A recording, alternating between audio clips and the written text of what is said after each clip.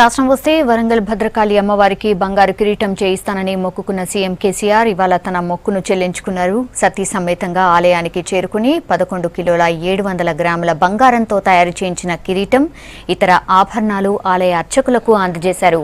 అంతకుముందు ఆభరణాలకు సీఎం కేసీఆర్, దేవాదాయ శాఖ మంత్రి ఇంద్రకరణ్ రెడ్డి దంపతులు ప్రత్యేక పూజలు చేశారు. ఆభరణాలు అందజేసేందుకు ఆలయానికి వచ్చిన సీఎంకు ఆలయ సిబ్బంది పూర్ణ కుంభంతో స్వాగతం పలికారు.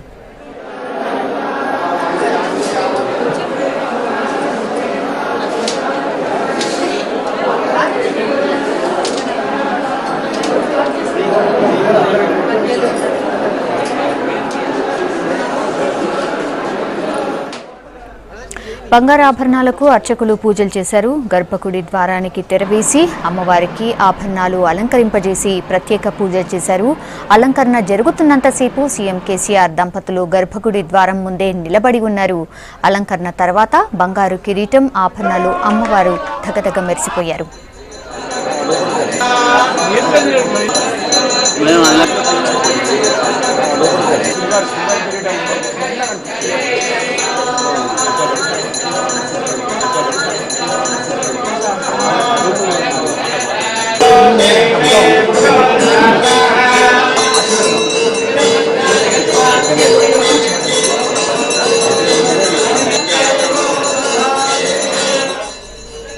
షెడ్యూల్ ప్రకారం సీఎం హెలికాప్టర్లో వరంగల్ వెళ్లాల్సింది. కానీ వాతావరణం బాగాలేకపోవడంతో రోడ్డు మార్గంలో వరంగల్ చేరుకున్నారు.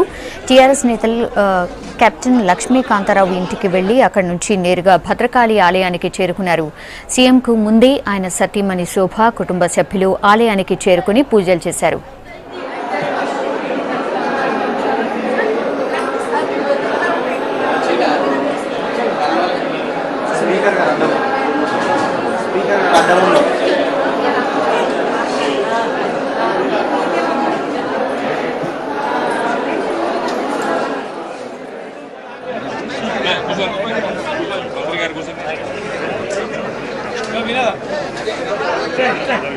ఈరోజు చెప్పేది అయిపోతుంది.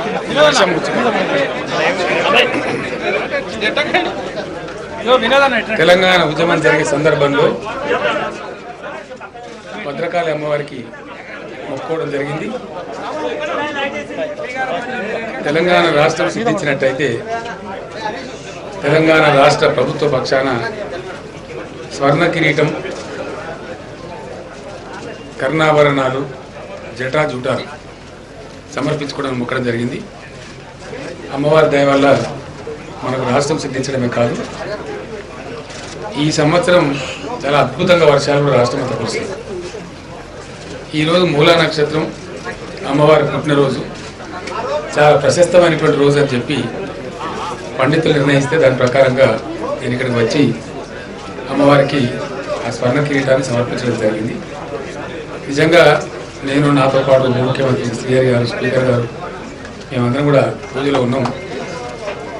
ఆ కిరీటం పెట్టిన తర్వాత, అలంకారం చేసిన తర్వాత ఒకసారి చూస్తే అమ్మవారి ప్రభావం ఊహించినంత అద్భుతంగా, చాలా గొప్పగా, మమ్మల్ని ఆశ్చర్యానికి గురి చేసేంత గొప్పగా, అంతకుముందు చాలాసార్లు దర్శనం చేసుకున్నాం, కానీ చాలా గొప్పగా జరిగింది. చాలా సంతోషం. ఈ సందర్భంగా నిన్న వరంగల్లో బతుకమ్మ పండుగ కూడా చాలా గొప్పగా జరిగింది, అద్భుతంగా.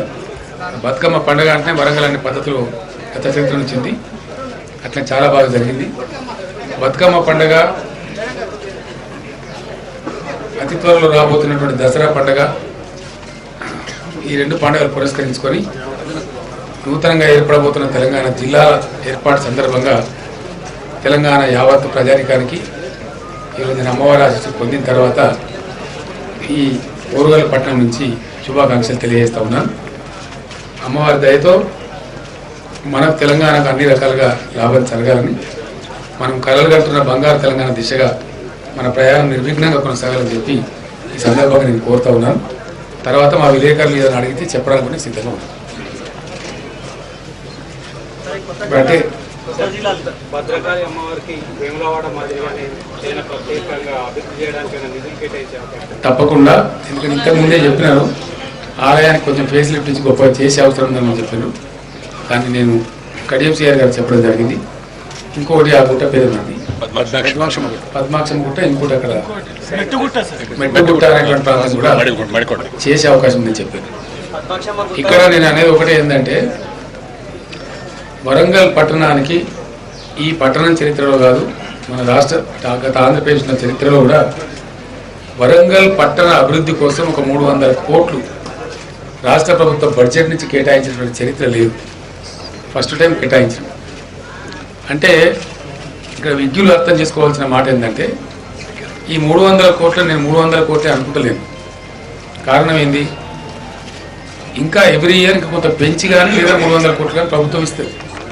అంటే ఆల్మోస్ట్ ఒక 1000 కోట్ల రూపాయలు ఈ పట్టణాభివృద్ధి కోసం రాష్ట్ర ప్రభుత్వం ఇవ్వడానికి కమిట్మెంట్తో ఉంది.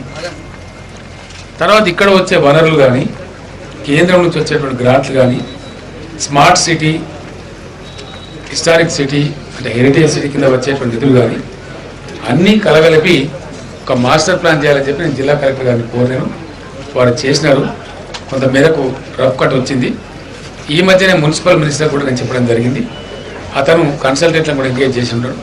బహుశా నేను అనుకుంటా ఈ జిల్లాల ఏర్పాటు దసరా పండుగ తర్వాత ఉప ముఖ్యమంత్రి గారు, స్పీకర్ గారు, ఈ నగరానికి చెందినటువంటి ఎమ్మెల్యేలు, ఎంపీలు అందరూ కలిసి ఒక మంచి భారీ మీటింగ్ నిర్వహించి ఏం చేయాలి, ఇంత పెద్ద డబ్బు వస్తున్నప్పుడు దాన్ని ఎట్లా వినియోగించుకోవాలి అని మాస్టర్ ప్లాన్ తయారు చేస్తారు. ఫైనల్గా నా ఆమోదాన్ని కూడా పెడతారు. నేను కూడా బాగా తిరిగి చూసిన పట్టణం కాబట్టి అవసరమైతే ఒక పూట నేను కూడా మళ్ళీ వచ్చి తిరిగి నేనే స్వయంగా చూసి మంచి చక్కటి పట్టణానికి దీన్ని మనం చేసుకునే అవకాశం ఉంటుంది. ఆ దిశగా ఆలోచిస్తూ ఉన్నాం. ఒక టెంపుల్, ఈ టెంపుల్, ఆ టెంపుల్ అనే కాదు, వరంగల్లో ఉన్నటువంటి టెంపుల్స్ కానీ, మోస్క్స్ అంటే మసీదులు కానీ, చారిత్రకంగా ఉన్నటువంటి చర్చెస్ కానీ అన్నిటి యొక్క ఇంటిగ్రేటెడ్ అభివృద్ధిని ఏ విధంగా చేసుకోవచ్చు, అందరినీ కలుపుకొని అందరం కలిసి ఒక గొప్ప పట్టణంగా మనం ఏ విధంగా రూపుదాల్చచ్చు అనేటువంటి విషయాన్ని ఒక మాస్టర్ ప్లాన్ ప్రిపేర్ చేసుకోవాల్సిన అవసరం ఉంటుంది. ఆ ప్రకారంగానే ఇక్కడ జరగాలని చెప్పి కోరుకుంటాం.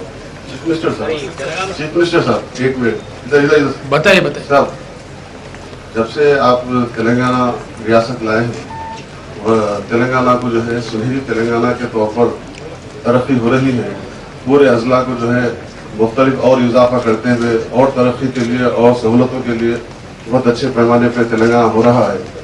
ऐसे में गाँव के लोग, शहर के लोग आपसे ये गुजारिश करते हैं कि जितने भी टेम्पल्स हैं, जितने भी मसाजिद हैं, जितने भी मनादिर हैं, इन सब को जो है करंट फ्री में अगर दिया जाए तो लोग और आपको तारीखी तौर पर याद रखेंगे, जैसा कि निज़ाम के दौर में भी ऐसा हुआ था, आपके दौर में भी एक ऐसा हो जाना चाहिए। एक दूसरा सवाल ये है कि उर्दू एकेडमी और माइनॉरिटी फाइनेंस कॉरपोरेशन और वक्फ बोर्ड के लिए अभी तक 2.5 साल हो गया, किसी को भी इंतखाब नहीं किया गया अभी तक। ये 2 सवालों के जवाब के साथ साथ उर्दू जर्नलिस्टों के लिए जो है अभी तक डबल बेडरूम का जो है कोई काम शुरू नहीं हुआ है। किसी के लिए नहीं हुआ, उर्दू वालों के लिए, किसी के लिए नहीं हुआ, अभी करना है। आप जो बोले उस पर जरूर गौर करेंगे, करने का इंशाल्लाह कोशिश करेंगे. జనగాం జిల్లాలో వీరబైరన్పల్లి, కూటిగల్ గ్రామాల చరిత్ర మీకు తెలియదు కదా. ఈ ఇంత చరిత్ర ఉన్నటువంటి ఈ గ్రామాలని దేవరూపలు కావచ్చు, విష్ణువులు, ఇలాంటి చరిత్రలు లింక్ ఉన్నటువంటి గ్రామాలు, అలాంటిది రేపు సిద్దిపేటలో కలిస్తే చారిత్రాత్మకంగా మీకు తెలియదు కదా. అంటే మద్దూరు మండలం సిద్దిపేట కలిస్తే వీరబైరన్పల్లి, కూటిగల్ గ్రామాలు అందులో కలుస్తారు. వాటి చరిత్ర జనగాం లింక్ ఉంటుంది కాబట్టి చారిత్రాత్మకంగా జనగాం ఉంటే బాగుంటుంది. ఎవరు చెప్పినా జనగాం లింక్ ఉంటుందండి, తెలంగాణ లింక్ ఉంటుంది.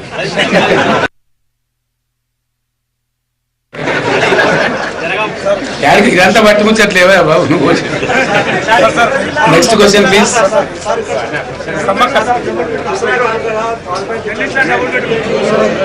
మీరు టీచరా, వీళ్ళు విలేకరా? రైట్. నేను ఏమంటున్నా అంటే, ఒక విషయం మీకు చెప్తే క్లారిటీ వస్తుంది. వేరే పార్టీల వాళ్ళు కూడా పాపం తెలిసి తెలియక వాళ్ళు ఇష్టం వచ్చిన మాటలు మాట్లాడతారు. జిల్లాలు ఏర్పడుతుంటే కొన్ని గీడ జిల్లా వేయాలి, గాడ జిల్లా వేయాలని ధర్నా చేసింది వాళ్ళే. ఇప్పటికీ కొన్ని దిక్కులు కావాలి జిల్లాని ధర్నా చేయిస్తున్నది వాళ్ళే. మళ్ళీ ఇప్పుడు వద్దంటున్నది వాళ్ళే. ఇది ఏంది అంటే, ధర్మం చెప్పానంటే, ఎవరైతే సామ్రాజ్యవాద విస్తరణ కాంక్షతో ఉంటారో, ఫ్యూడల్ ఆలోచన విధానంతో ఉంటారో, తమ ఆధిపత్యం మాత్రమే చెలాయించాలి అనే అవగాహనతో ఉంటారో, ప్రజల దగ్గరికి అన్ని విషయాలు బహిరంగంగా కుల్లం కుల్లా పోవద్దని అనేవారు ఉంటారో, అటువంటి వాళ్లకు మైండ్ ఓపెన్ కాక పడుతున్నటువంటి ఇబ్బంది. ఒక ఆయన కాంగ్రెస్ ఆయన మొన్న మాట్లాడు, తెలంగాణ వచ్చుడే ప్రజల దురదృష్టము, ఇన్ని జిల్లాలు అవసరం అంటాడు. అసలు మీకు అది తెలివి ఉంటేనా? మేము చేసిన మోకాలా చూసిన మోకాలా? ఇవాళ పీసీసీ ప్రెసిడెంట్ ఇష్టం వచ్చినట్టు గీతలు గీస్తారంటాడు. అంటే నేను అనేది ఒక పీసీసీ ప్రెసిడెంట్గా ఉండే వ్యక్తి మాట్లాడినప్పుడు ఒళ్ళు దగ్గర పెట్టుకొని మాట్లాడాలి. నేను ఏం మాట్లాడుతున్నాను అవగాహనతో మాట్లాడాలి. ఎగ్జాక్ట్గా 1 సంవత్సరం క్రితం సెప్టెంబర్ నెలలో, నాకు డేట్ కరెక్ట్ జ్ఞాపకం లేదు, క్యాబినెట్ మీటింగ్లో డిసైడ్ చేసి చీఫ్ సెక్రటరీ ఆధ్వర్యంలో కమిటీ ఏర్పాటు చేస్తాం. ఆయనకి ఎవరైనా సరే చీఫ్ సెక్రటరీ కాబట్టి ఏ పార్టీ అయినా పోవచ్చు, ఎవరైనా పోవచ్చు, మీ అభిప్రాయాలు చెప్పచ్చు, మీరు దరఖాస్తులు ఇవ్వచ్చు, మీరు ఏదంటే చెప్పచ్చు అని చెప్పి 1 year back, exactly 1 year 1 month అవుతుంది. ఆ తదనంతరం అనేక ప్రక్రియలు జరిగినాయి, లేదు చాలా జరిగినాయి. కలెక్టర్ల సమావేశాలు జరిగినాయి, ఇక్కడ కలెక్టర్లకు అప్లికేషన్లు ఇవ్వను, క్యాబినెట్ సబ్ కమిటీ జరిగింది, ఆల్ పార్టీ మీటింగ్ జరిగింది. మొన్న రీసెంట్గా కేశవరావు గారి అధ్యక్షతన ఒక హై పవర్ కమిటీ కూడా వేస్తాం. దాంట్లో కూడా చాలా చర్చోపచర్చలు జరిగినాయి. జరిగిన తర్వాత నిర్ణయానికి వస్తున్నాం. అసలు దీని ఉన్న బ్రహ్మరాశ్యం ఏంటండి? ఇంతకుముందు వీళ్ళు రాజ్యాలు వెళ్ళినప్పుడు వీళ్ళకి ప్రజలు కనిపించలే. వాళ్ళ పెత్తనం, వాళ్ళ అహంకారం, వాళ్ళ వ్యవస్థ తప్ప ప్రజలు మేము ఏడుంటే కాడికి రావాలని తప్ప మేము ప్రజలున్న కాడికి పోతాం అనేటువంటి సోయి వీళ్ళకి రాలేదు. ఈ పార్టీ యొక్క అహంకారం ఎట్లుంటుంది కాంగ్రెస్ పార్టీ పర్టికులర్. ఆనాడు ఎన్టీ రామారావు గారు మండల వ్యవస్థ ఇచ్చినాడు కూడా ఈ కాంగ్రెస్ వాళ్ళే అడ్డమైన మాటలు అడవులుగా మాట్లాడారు. కానీ మండలాల ఫలితాలు ఏందో మనకు తెలిసి ఇవ్వాలి. ఇంకొక మాట మీకు నేను మనవి చేస్తాను. నేను కాపీస్ ఏమైనా తెచ్చినారా? సంతోషం అడుగునిస్తారు. ఇప్పుడు జరుగుతున్న దాంట్లో, తెలంగాణ జిల్లాలు ఏర్పడుతున్న దాంట్లో ప్రభుత్వం యొక్క అభిలాష, ఆలోచన ఏంది అనేది మీ ద్వారా నేను ప్రజలకు తీసుకుపోవాలనుకుంటున్నా. చాలా స్పష్టంగా కూడా చెప్పాల్సుకున్న వరంగల్ వేదికగా ఒక జిల్లాలో వెనుకతడు ప్రభుత్వం ఆశిస్తున్నది ఏంటంటే 2 నుంచి మొదలుకొని 2.5, 3, 3.5 హైయెస్ట్ 4 లక్షల కుటుంబాలు వరకు మాత్రమే ఉండాలి. 2 నుంచి 4 లక్షల కుటుంబాల మధ్య జిల్లా ఉన్నట్టయితే చాలా అద్భుతాలు సృష్టించవచ్చు. మనం స్టోరీస్ వింటుంటాం కూర్చున్న కాడ. ఇది ప్రజలకు తెలవాలని చెప్తున్నాను నేను ఈ విషయం. స్కాండినేవియన్ కంట్రీస్లో ఇంత గొప్పగా ఉంటుంది, డెన్మార్క్లో ఇది బాగుంది, స్విట్జర్లాండ్లో అది బాగుంది అని చెప్తే మన జీవితం అంతా కూడా స్టోరీ వినుడే. మనం అట్లా ఎందుకు కాకూడదు, ఉన్నాయి అనే ఆలోచన ఒక్కొక్కటి అన్న అనే ఆలోచన లేదు. తర్వాత వాళ్ళకి ఇద్దరు అనే ఆలోచన లేదు. ఒకటి ఎందుకు వాళ్ళు బాగున్నారు, మనం ఎందుకు బాగలేమండి? వాళ్ళు అనుకున్నట్టు సక్సెస్ అయ్యి పని ముందుకు పోతుంటారు, మనమేమో ఆగిపోతాం. కారణం ఏంటి? జనాభా తక్కువ వాళ్ళ దగ్గర. అందువల్ల అడ్మినిస్ట్రేషన్ చాలా పర్ఫెక్ట్ ఉంటుంది, మానిటరింగ్ అద్భుతంగా చేయగలుగుతాం, ప్రతి విషయాన్ని చేయగలుగుతాం. ఇలా మీరే రాస్తారు వార్తలు, మీరే మా దృష్టికి తెస్తారు అనేక విషయాలు. ఎంత కన్ఫ్యూజన్ అండి! ఇలా ఒక్క స్కీమ్ పెడితే వెంటనే దానిలో పైరోకారు పుట్టుకొస్తాడు, దొంగ పుట్టుకొస్తాడు. కళ్యాణ లక్ష్మి ఒక మంచి పథకం పెడదామంటే దానిలో వెంటనే పైరోకారు పుడతాడు. రేషన్ కార్డు ఇద్దాం పేదలకంటే దాని ఎంబడి దొంగలు పుడతారు. అన్ని కుంభకోణాలు బయట పెడితే కూడా మీరే విలేకరులు, నేను మీరే చెప్పాలి దయచేసి.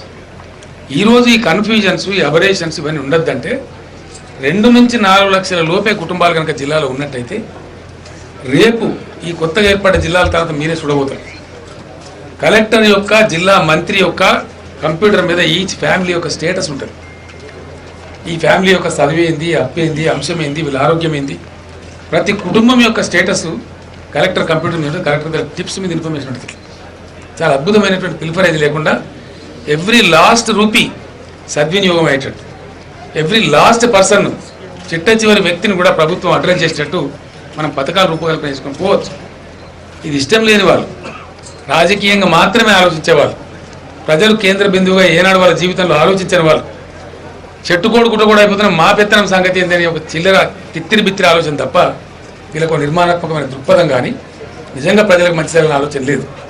వీళ్ళకి అసలు కల్పన లేదు. వాళ్ళ దురదృష్టం ఏంటంటే నేను తెలంగాణ తెస్తాను బయలుదేరినాడు కూడా ఈ సన్నాసులు ఎట్లా మాట్లాడడం మీరు చూసి, వీళ్ళకి నమ్మకం లేదు వీళ్ళ జీవితంలో. 2001లో నేను తెలంగాణ తెస్తా అని చెప్పిన 100% తెచ్చిన. ఈరోజు ఏం చెప్తాను, జిల్లాలు చేస్తా నేను ఈరోజు చెప్తలేను, ఎలక్షన్ మేనిఫెస్టోలో చెప్పినాం, డంకా బజాయించి చెప్పినాం, దాన్నే ఇప్పుడు ఇంప్లిమెంట్ చేస్తాం. 1 సంవత్సరం నుంచి అనేకమైనటువంటి కమిటీలు వేసినాం, క్యాబినెట్ సబ్ కమిటీ వేసినాం, దాంట్లో కడియం సిఆర్ గారు ఉన్నారు ఆ కమిటీలో. మరి అటువంటిప్పుడు మీ ఇష్టానుసారం పెడతారా? మీకు ఏది దోస్తే అది చేస్తా, ఏది దోస్తే అది చేస్తున్నామా? చర్చోప చర్చ జరిపి ఎంతోమందిని అడిగినాం, ఎన్నో అభిప్రాయాలు వచ్చినాయి, అన్నిటిని కలబోసి ఆలోచన చేసినాం. అల్టిమేట్లీ ఏంది, స్మాలర్ అడ్మినిస్ట్రేటివ్ యూనిట్స్ రావాలా, that is the ultimate idea. అది వస్తే ఏమవుతుంది, తప్పకుండా ప్రజలకు అద్భుతమైనటువంటి సౌకర్యం లభిస్తుంది. ఇలా వరంగల్ జిల్లా ఉన్నది, ఒక్క కలెక్టర్ ఆలోచించే వరంగల్ జిల్లా ఎట్లుంటుంది, రేపు 4-5 కలెక్టర్లు ఆలోచించే వరంగల్ జిల్లా ఎట్లుంటుంది.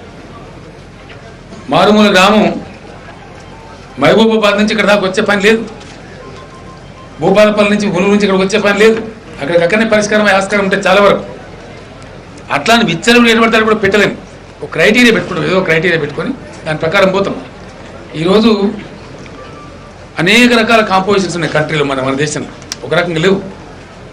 అల్టిమేట్గా దీన్ని ప్రజలు తీసుకోవాల్సింది నా రిక్వెస్ట్ ఒకటే, 100% ప్రజల సంక్షేమాన్ని కాంక్షించి మధ్యలో ఈ దొంగలు, ఈ పిల్ఫరేజు, ఈ తరుగుదల ఏదైతే దాన్ని నివారించడానికి, పరిపాలన చాలా క్లోజ్గా ప్రజల దగ్గర తీసుకెళ్ళడానికి, మానిటరింగ్ పెంచడానికి, తద్వారా అనుకున్న టార్గెట్ అనుకున్నట్టు కొట్టడానికి మనం ముందు పోతున్నాం.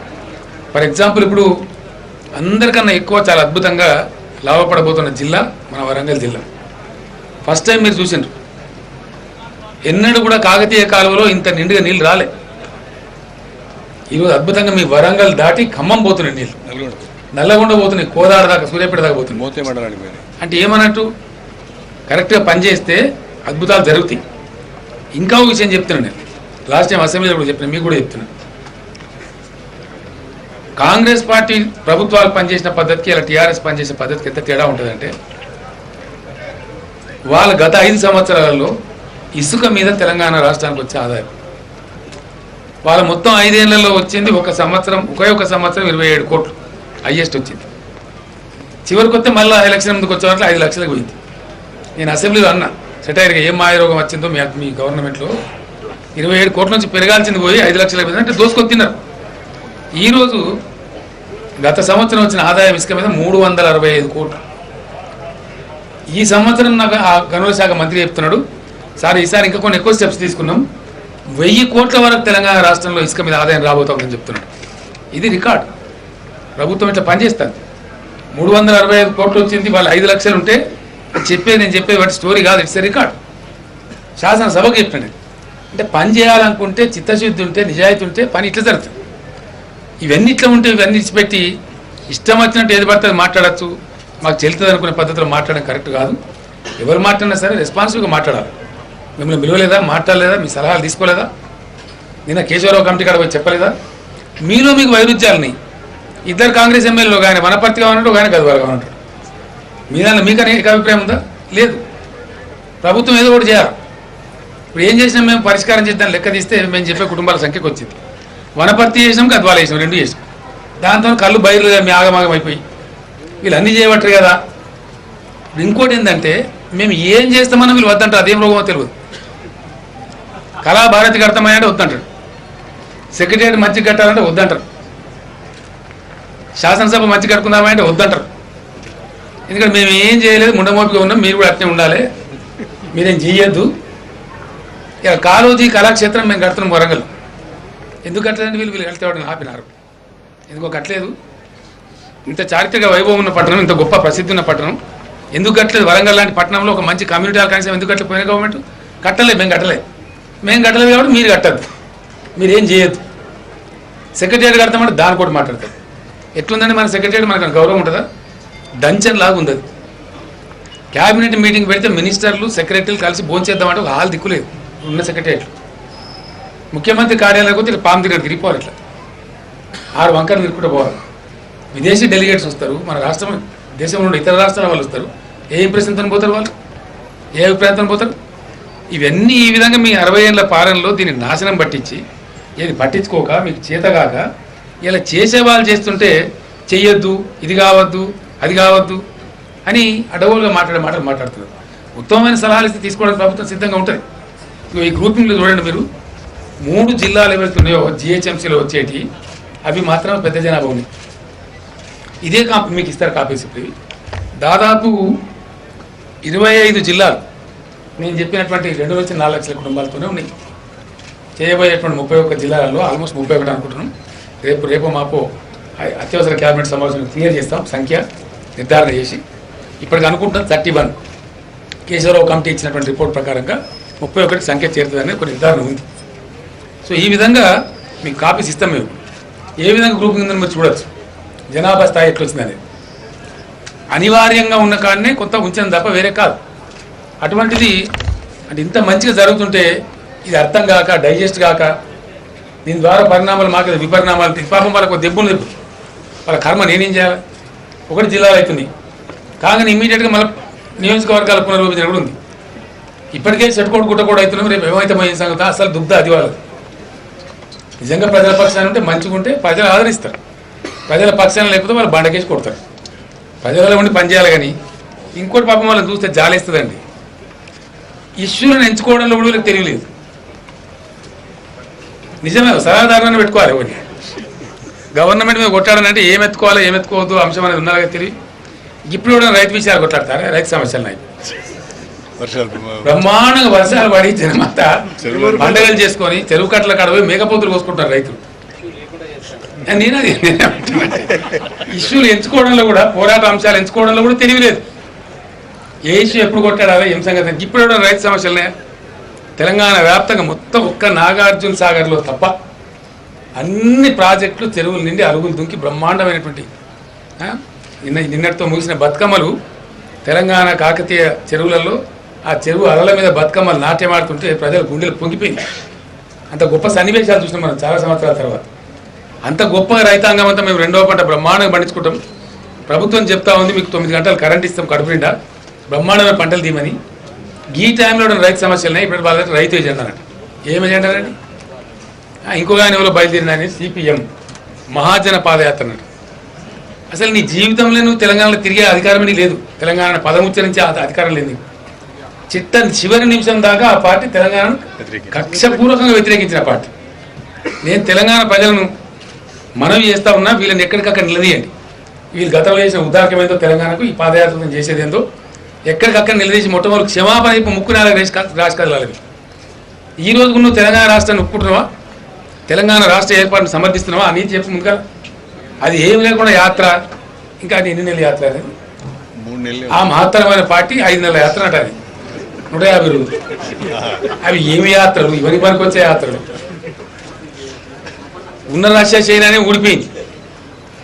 ఈయన వాళ్ళ పార్టీ ఎందు 5 నెలల యాత్ర అంటారు. జగది బలవదన్నట్టు కదా. అంటే ఒక పని కట్టుకొని ఓర్వలేక వాళ్ళ ఉనికి పోతుంటే వాళ్ళు ఈ రకమైన ప్రయత్నాలు చేస్తూ ఉన్నారు. నేను ప్రజలకు చేసే విజ్ఞప్తి ఒకటి, ఏ పని టీఆర్ఎస్ ప్రభుత్వం చేసినా 100% తెలంగాణ ప్రజల యొక్క మంచి కోరి అంతిమంగా బంగారు తెలంగాణ లక్ష్యంగా పనిచేస్తుంది తప్ప వేరే ఉద్దేశాలు ప్రభుత్వానికి లేవు. వీళ్ళు చేసే కన్ఫ్యూజన్ దయచేసి ఎవరు గురి కావద్దని చెప్పి నేను కోరుతాం. సార్, మీరు జిల్లాల ఏర్పాటులో చాలా గొప్పగా ఆలోచిస్తాను సార్. వాళ్ళ పేరు విషయంలో తెలంగాణ సాయుధ పోరాటం కావచ్చు, ఇప్పుడు కొత్తతొలి అమరుడు దొడ్డి కొమరయ్య ఆయన పేరు పెడితే బాగుంటుందని యావత్ తెలంగాణ సమాజం ఆలోచిస్తుంది. మా దగ్గర ఒక 15-16 పేర్లు ఉన్నాయి బ్రదర్. ఐలమ్మ గారి పేరుంది, కొమరయ్య గారి పేరుంది, చాలా ఎక్కువ మంది ఉంది. పివి నరసింహరావు గారి పేరుంది, రావుబోతులు వెంకటరామరెడ్డి గారి పేరుంది, సురవరం ప్రతాప్ రెడ్డి గారి పేరుంది, తర్వాత మహేంద్రనాథ్ గారి పేరుంది, వెంకటస్వామి గారు, జి వెంకటస్వామి గారు, చాలా పేర్లు ఉన్నాయి. కొన్ని ఏం చేసినామంటే యూనివర్సిటీలో కొన్ని పేర్లు పెట్టుకున్నాం ప్రముఖమైనటువంటి వాటికి. ఇక్కడ కాళోజీ గారి పేరు మన హెల్త్ యూనివర్సిటీ పెట్టుకున్నాం, పివి నరసింహరావు గారి పేరు వెటనరీ యూనివర్సిటీ పెట్టుకున్నాం, కొండాలక్ష్మణ బాపూజీ గారి పేరు హార్టికల్చర్ యూనివర్సిటీ పెట్టుకున్నాం. రకరకాల పద్ధతులలో మనకు ఉండే ప్రముఖులను గౌరవించుకుంటూ పోతాం. దొడ్డి కొమరయ్య పేరు కూడా తప్పకుండా ఏదో ఒక ప్రతిష్టాత్మకమైన దానికి మాత్రం పెట్టుకున్న గ్యారంటీ. తెలంగాణ స్మరించుకోవాల్సిన వ్యక్తులు వీళ్ళంతా, తెలంగాణ పోరాటం నేర్పిన వ్యక్తులు కాబట్టి వాళ్ళందరి పేర్లు కూడా ప్రభుత్వం సానుభూతిని పరిశీలిస్తుంది. సమయ సందర్భాన్ని బట్టి వాళ్ళ పేర్లను తప్పకుండా తెలంగాణ చిరస్థాయిగా గుర్తుండే విధంగా వాళ్ళ పేర్లు పెట్టుకుంటారు.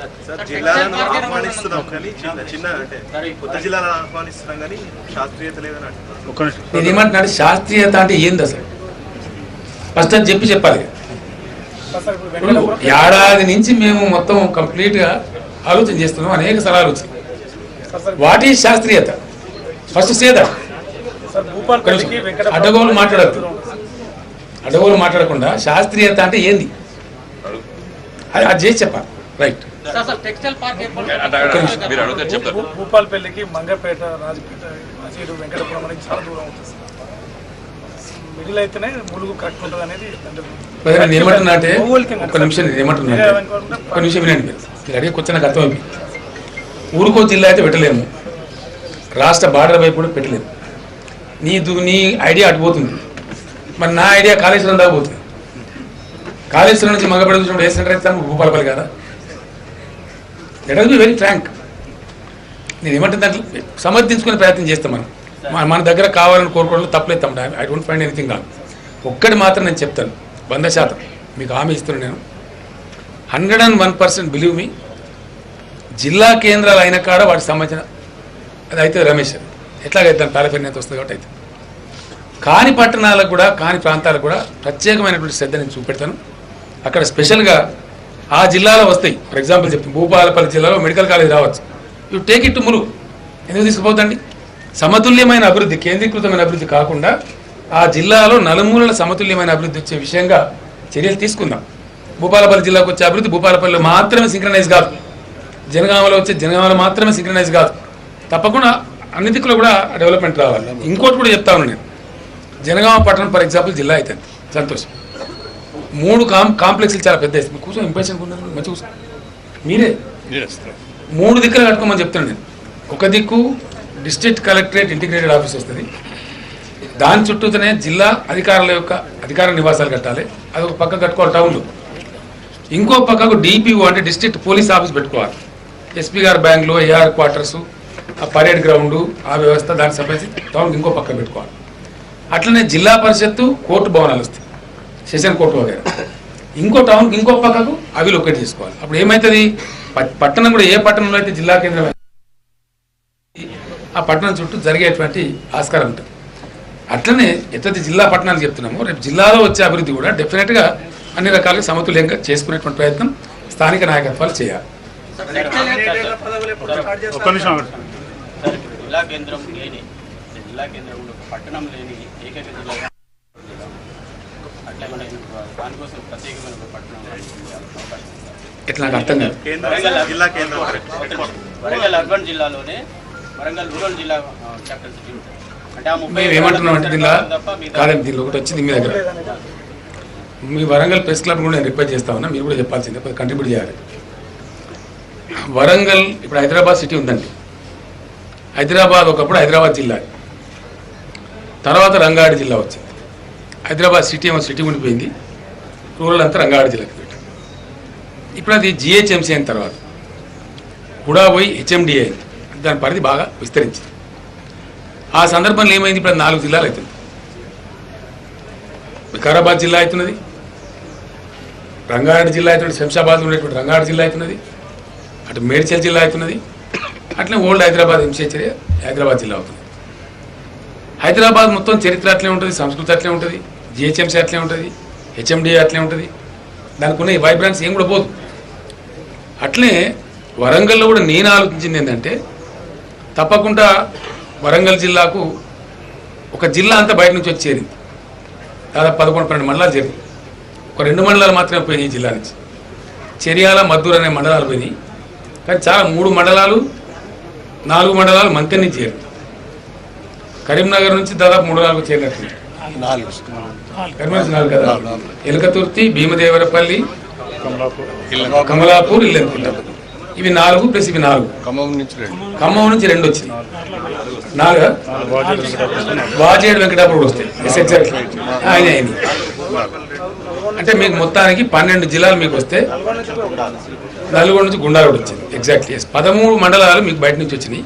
2 మండలాలు మాత్రమే పాత వరంగల్ నుంచి బయటకు వెళ్ళి పోయినప్పుడు ఇది 4 లేదా 5 జిల్లాలు కావాలి అని ఒకటి ఆలోచన వచ్చింది. వచ్చినప్పుడు మేమేమన్నామంటే వరంగల్ జిల్లా యొక్క సైకాలజీని చూసిన దాన్ని బట్టి ఎక్కువ వరంగల్ సెంట్రిక్ ఉంటారు వీళ్ళు. ఎటువంటి రోజులు వరంగల్ ఉంటారు, చదువులకు కావచ్చు, ఇతరత్ర వస్తువులకు కావచ్చు, వైద్యం కావచ్చు, మంచి కావచ్చు, వరంగల్ పట్టణంలోనే ఎక్కువ నాయకులు ఉండగా ఇంకోటి జరుగుతుంది. మళ్ళీ వేరే ఎక్కడ నువ్వు పెట్టుకుంటే ఎందుకు, ఈ దూరం ఉండేటి దూరమే కానీ 2 జిల్లా కేంద్రాలు ఇక్కడనే లొకేట్ చేసుకుంటే పోయేది ఏముందని చెప్పి ఇనీషియల్ నేను చెప్పాను. అనుకోకుండా జిల్లా వరంగల్ జిల్లాకి పేరు పెడదాం, ఏమైతే పెద్ద ఇష్యూ కూడా అట్లే ఉంటుంది, మున్సిపాలిటీ అట్లే ఉంటుంది, అన్ని అట్లే ఉంటాయి, దానికి ఏమి ఇబ్బంది లేదు. నగరం యొక్క వైబ్రెన్స్ ఏం తగ్గదు. నగరానికి కూడా రింగ్ రోడ్ అట్లే వస్తుంది, అన్ని అట్లే వస్తాయి.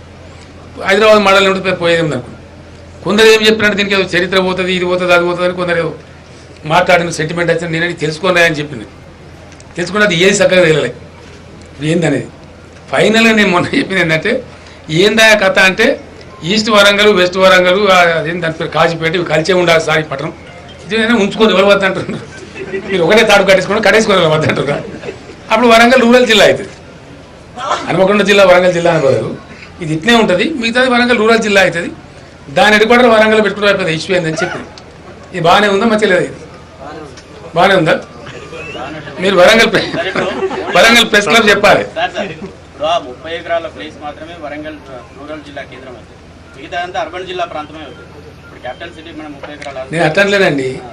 ఇప్పుడు 2-3 రకాల వాదనలు ఉన్నాయి. కొందరికి ఆలోచన ఇట్లుంది, కొందరికి ఆలోచన అట్లుంది. మనదాన్ని మనకు వివాదం ఎందుకు? మెజారిటీ ప్రజలకు ఒప్పితమైంది, మంచిగా ఉండేది. ఏమో ఇప్పుడు ఇంకో జిల్లా కేంద్రం వచ్చి ఆ బంద్కి అవుతుంది, అటు పెరుగుతుంది మంచిగా. నష్టమే వస్తుంది, నాకు అర్థం కాదు. ఎవరికి నష్టం వస్తుంది? ఎవరికి నష్టమేం రాదు. ఓన్లీ థింగ్ ఇస్ పేరు. దాని పేరు వరంగల్ జిల్లానా వరంగల్ రూరల్ జిల్లానా కాకతీయ అని పేరు పెడతారా సార్? అది ఆలోచన చేద్దాం. ఏ పేరైనా పెట్టుకోవచ్చు, పెద్ద ఇష్యూ కాదు కదా. ఒక్క రిక్వెస్ట్ ఏంటంటే దీన్ని మాత్రం వివాదం చేయకండి. ఎవరైనా చేసే ప్రయత్నం కూడా చేసి కూడా చెప్పండి. ఇది మన పట్టణానికి వచ్చే అభివృద్ధి, దీన్ని పొడగొట్టుకోవద్దు. అవకాశాలు మళ్ళీ చెప్పండి దయచేసి. अभी बोले ना भाई सर। और एक सर, डीसी कमीशन देने की वजह से बहुत बहुत शुक्रिया अदा कर रहे हैं आपको। हमारे जाहिद अली खान साहब भी बोले कि आपको एक लेटर भी भिजाने वाले हैं जो 12% तहफ़्फ़ुज़ात के ताल्लुक से आपने ऐलान किया था। और 2010 में यहाँ कैप्टन लक्ष्मीकांत के घर पे आप जो है ऐलान करे थे कि 12% तहफ़्फ़ुज़ात देंगे, तो मैंने जो है ना आपका दिया। आपने बताया कि तमिलनाडु की तरह यहाँ पर वही कोशिश में लगे हुए हैं। उतना लंबा क्वेश्चन मत पूछो, वही कोशिश में लगे हुए हैं। नहीं, आपको शुक्रिया अदा करने के लिए उन्होंने बताया आपने बीसी कमीशन क्वेश्चन नहीं आ रहे भाई आपका। టెక్స్టైల్ పార్క్ సంబంధించి సార్ 100 కోట్ల రూపాయలు కేటాయించారు. టెక్స్టైల్ పార్క్ అనౌన్స్ చేసి 100 కోట్ల రూపాయలు భూసేకరణ సంబంధించి అనౌన్స్ చేశారు. కానీ భూసేకరణ పనులు కొంచెం నెమ్మదిగా అవుతున్నాయి. అసలు ఎక్కడ టెక్స్టైల్ పార్క్ ఏర్పాటు చేస్తున్నారు? టెక్స్టైల్ పార్క్ వాస్తవానికి హైదరాబాద్ రోడ్లో తీసుకురావాలనుకున్నాము. హైదరాబాద్ కరీంనగర్ రోడ్ రెండు రోడ్ల మధ్య అనుకున్నాము. అక్కడ కొన్ని ఇబ్బందులు వచ్చాయి, ఫారెస్ట్ ల్యాండ్ అని కాదని కాంట్రవర్సీ వచ్చింది. మళ్ళీ ఎవడో గ్రీన్ ట్రిబ్యునల్ పోయి ఇది పోయి అది పోయి లేని కంట్రోల్ చేస్తారు. కాబట్టి ఈ సైడ్ తీసుకున్నాం. ఇప్పుడు సంఘం కదా, సంఘం మండలం ఆ ప్రాంతంలో 1200 ఎకరాల భూమి సేకరణ ఆల్రెడీ అయింది. ఇంకొక 700 ఎకరాల భూమి సేకరణ జరుగుతూ ఉంది. 100% చాలా అద్భుతమైనటువంటి, సూరత్కు మించినటువంటి, తమిళనాడులోని తిరుపూర్కు మించినటువంటి, మహారాష్ట్రలోని సోలాపూర్కు మించినటువంటి గొప్ప టెక్స్టైల్ పార్క్ వరంగల్లో వస్తుంది.